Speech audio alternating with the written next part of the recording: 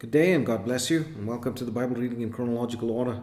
It's just such a privilege once again to have you with us, joining us in this venture to complete the Bible in a year. And I pray that the reading today and the overview would be such a blessing to you. I pray that the Lord would speak to us through His Word today.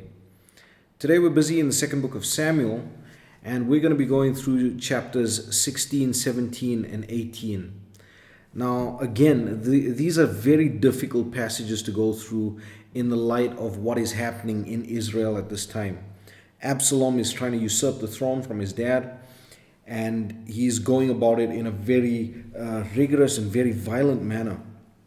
And so when we get to chapter 16, we see that Ziba, who was the servant of Mephibosheth, he gives David a false account of what's happening, and by false suggestions, he obtains his master's inheritance. Now, this is very weird, but you just know that the whole kingdom is in disarray at this point. Everyone is just seeking out their own wealth, their own benefit, whatever they can get, they're after it. And then we see that David and his men, even as they are hiding now and fleeing away from Absalom, a man by the name of Shimei, who was a man of the family of Saul, he starts cursing David and attacking David and his servants by throwing stones at them. But David tells his servants not to retaliate, because even this was the will of the Lord for him. And he says something so beautiful. He says maybe through this that the Lord would give him mercy, that he would obtain mercy from the Lord because of this man's cursing and this man's revilement of him.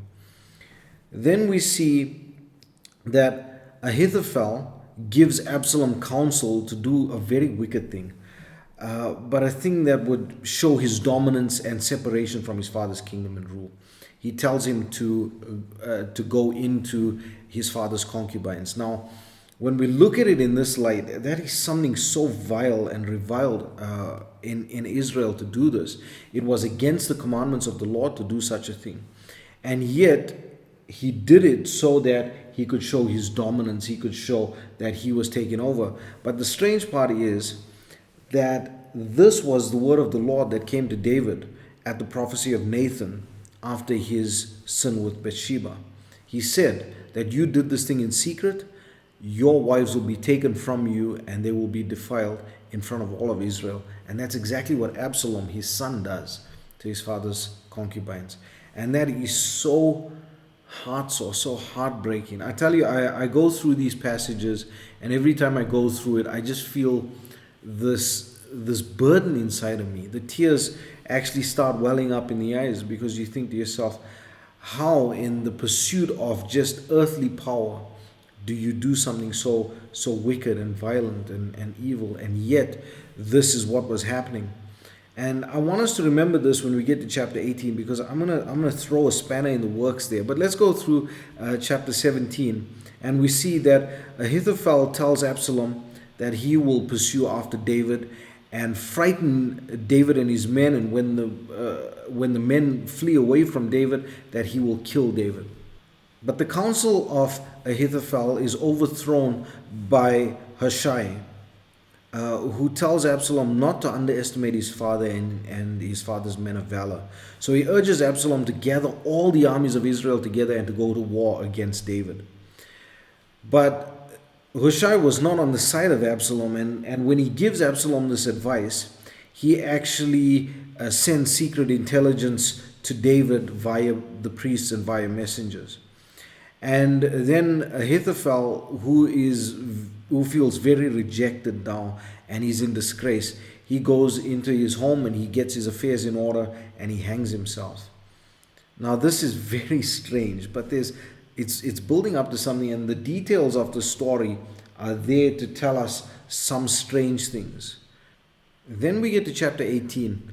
And in chapter 18, David, after designating his army, because he received the intelligence, he designates his army, he sets up captains over hundreds and over thousands, and then he gives them charge of Absalom, and he tells them that they should deal gently with Absalom for his sake.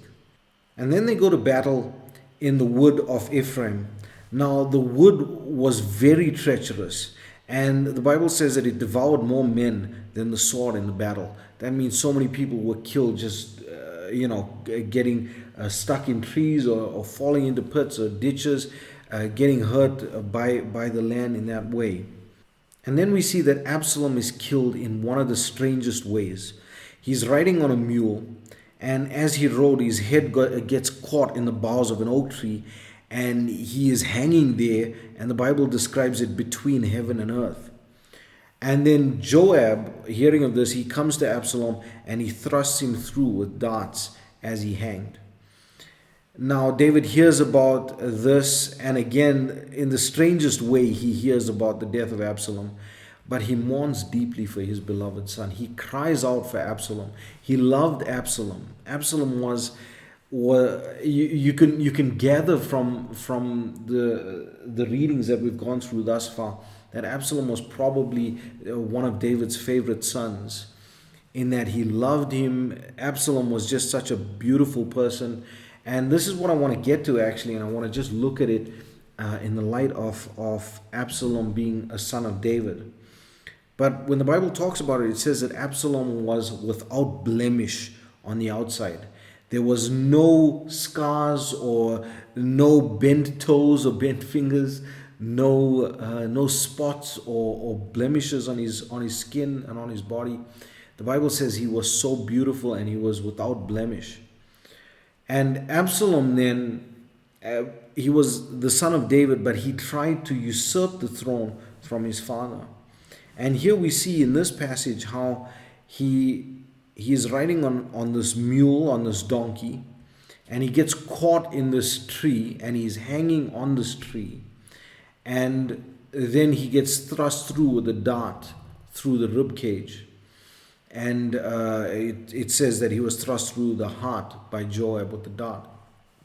And when we look at it, we see that there was another son of David, but without blemish, not on the outside, but on the inside. And that son of David also, he was caught between heaven and earth, hanging on a tree, and was thrust through with a dart. But there was a huge difference between the son of David, Absalom, and the son of David, Jesus Christ, in that the one tried to take the power, tried to take over his father's kingdom. The other was given the kingdom. The other was someone who would lay his life down for his people, whereas Absalom would kill those that stood in his way. And here we see both of them go through this, it's almost paralleling in a certain way. But we see that even in that, there is something so much more to the son of David that would come later on, the Messiah, the prophesied Messiah. And even though this son of David here, he tried to be that king, he tried to be that one that would lead Israel, and yet by trying to usurp the authority, he fell. Jesus Christ, in giving up his life, he saved mankind. I'm going to leave it there. You can look at it and you can see so many different correlations in there. But I'm going to leave it there. I pray that the Lord would bless you and keep you. May his face shine upon you.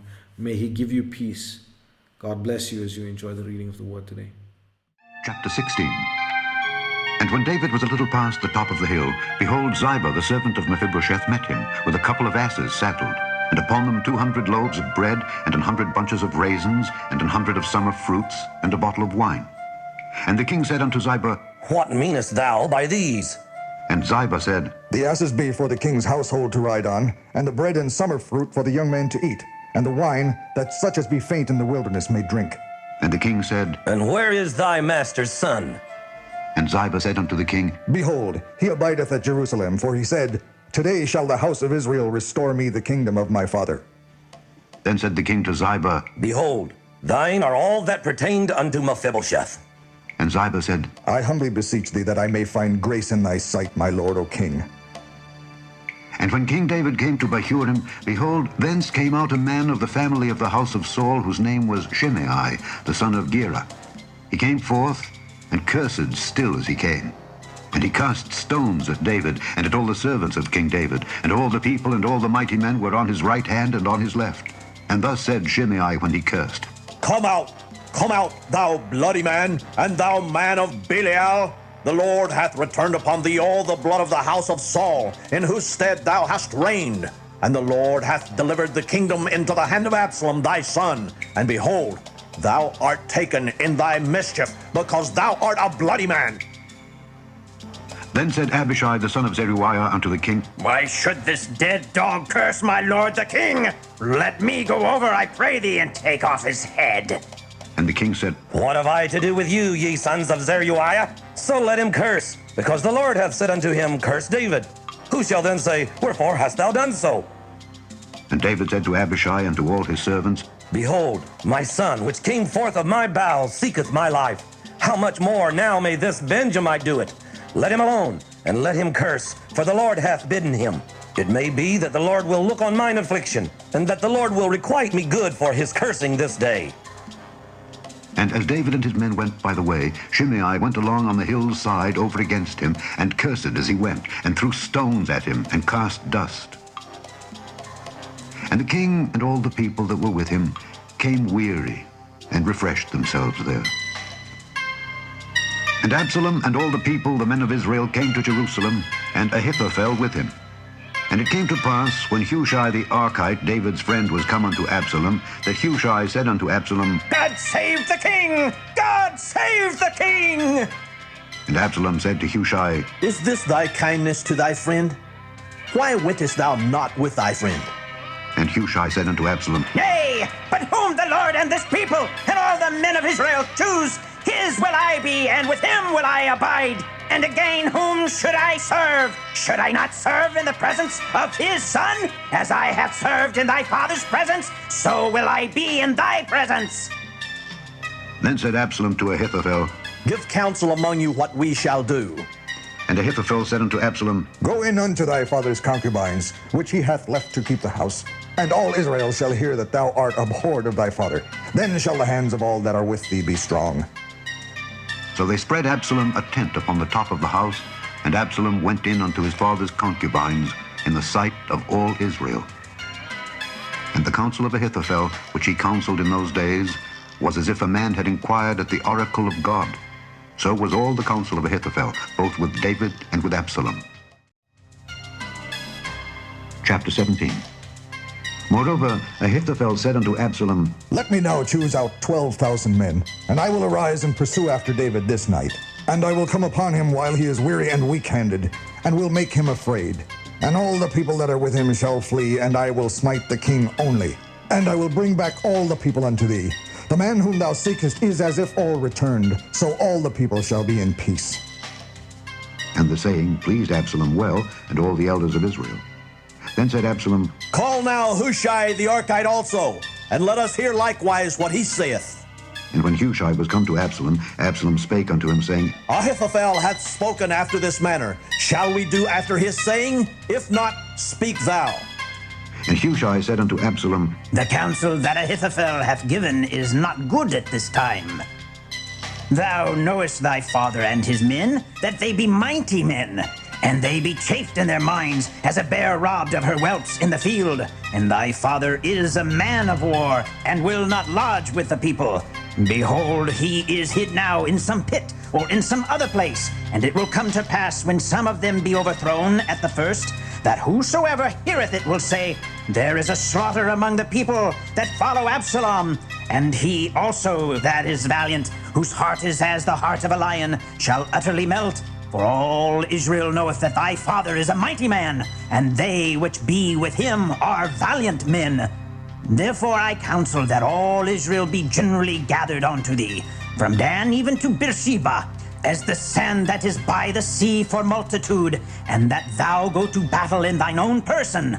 So shall we come upon him in some place where he shall be found, and we will light upon him as the dew falleth on the ground.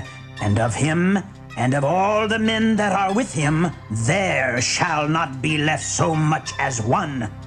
Moreover, if he be gotten into a city, then shall all Israel bring ropes to that city, and we will draw it into the river, until there be not one small stone found there.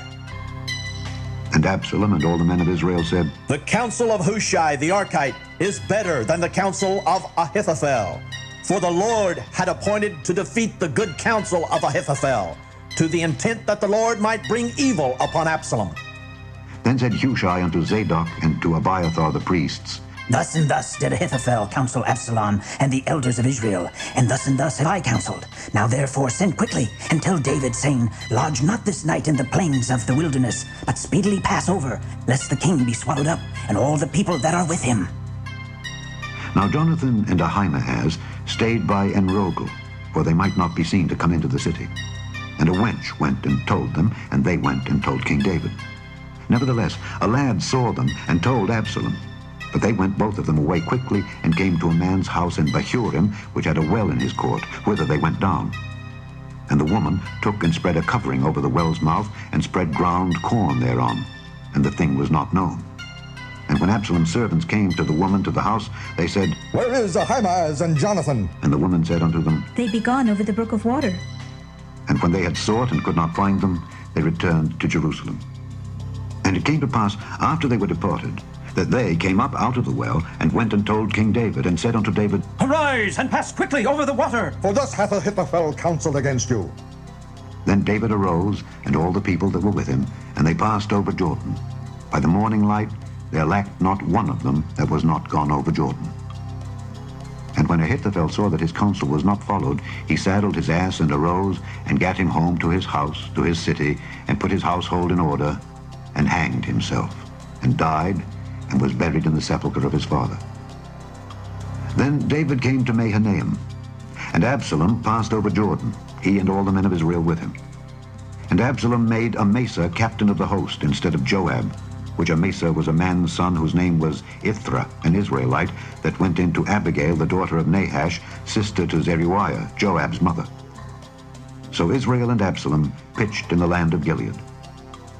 And it came to pass, when David was come to Mahanaim, that Shobai, the son of Nahash of Rabbah of the children of Ammon, and Machir, the son of Ammiel of Lodebar, and Barzillai, the Gileadite of Rogelim, brought beds and basins and earthen vessels, and wheat and barley and flour and parched corn and beans and lentils and parched pulse and honey and butter and sheep and cheese of kine, for David and for the people that were with him to eat. For they said, The people is hungry and weary and thirsty in the wilderness. Chapter 18. And David numbered the people that were with him, and set captains of thousands and captains of hundreds over them. And David sent forth a third part of the people unto the hand of Joab, and a third part unto the hand of Abishai the son of Zeruiah, Joab's brother, and a third part unto the hand of Ittai the Gittite. And the king said unto the people, I will surely go forth with you myself also. But the people answered, Thou shalt not go forth. For if we flee away, they will not care for us. Neither if half of us die will they care for us. But now thou art worth 10,000 of us. Therefore now it is better that thou succor us out of the city. And the king said unto them, What seemeth you best I will do. And the king stood by the gate side, and all the people came out by hundreds and by thousands. And the king commanded Joab and Abishai and Ittai, saying, Deal gently for my sake with the young man, even with Absalom. And all the people heard when the king gave all the captains charge concerning Absalom. So the people went out into the field against Israel, and the battle was in the wood of Ephraim, where the people of Israel were slain before the servants of David, and there was there a great slaughter that day of 20,000 men. For the battle was there scattered over the face of all the country, and the wood devoured more people that day than the sword devoured.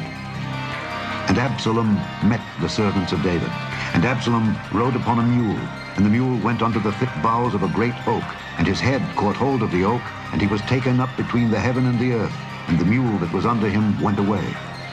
And a certain man saw it, and told Joab, and said, Behold, I saw Absalom hanged in an oak.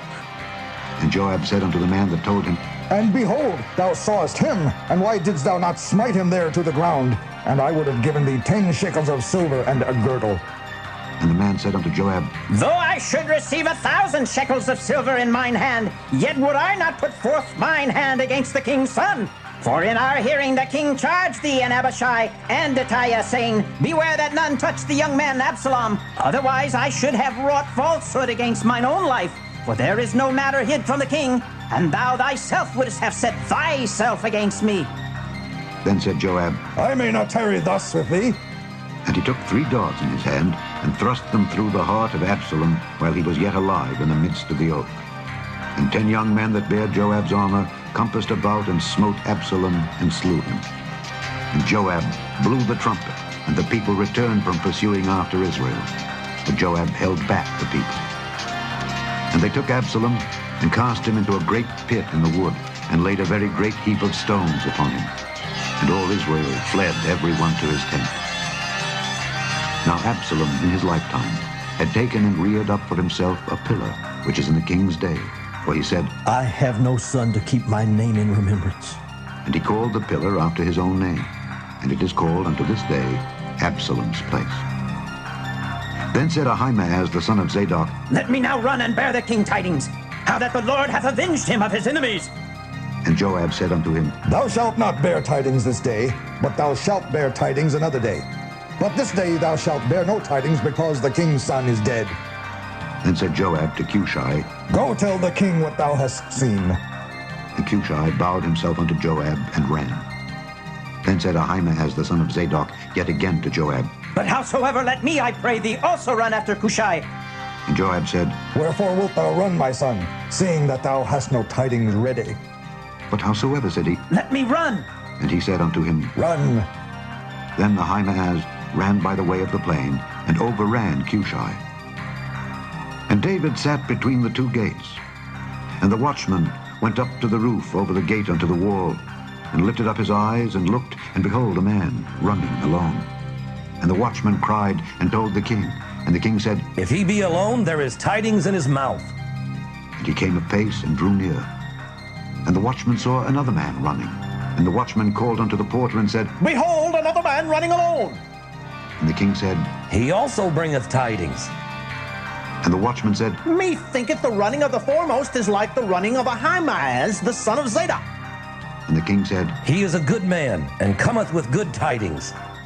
and Ahimaaz called and said unto the king, All is well. and he fell down to the earth upon his face before the king, and said, Blessed be the Lord thy God, which hath delivered up the men that lifted up their hand against my lord the king. And the king said, Is the young man Absalom safe? and Ahimaaz answered, When Joab sent the king's servant, and me thy servant, I saw a great tumult, but I knew not what it was. and the king said unto him, Turn aside and stand here. and he turned aside and stood still. And behold, Cushai came, and Cushai said, Tidings, my lord the king. For the Lord hath avenged thee this day of all them that rose up against thee. and the king said unto Cushai, Is the young man Absalom safe? and Cushai answered, The enemies of my lord the king, and all that rise against thee to do thee hurt, be as that young man is. and the king was much moved, and went up to the chamber over the gate, and wept. And as he went, thus he said, Oh, my son Absalom! My son Absalom! Would God I had died for thee! Oh, Absalom, my son, my son!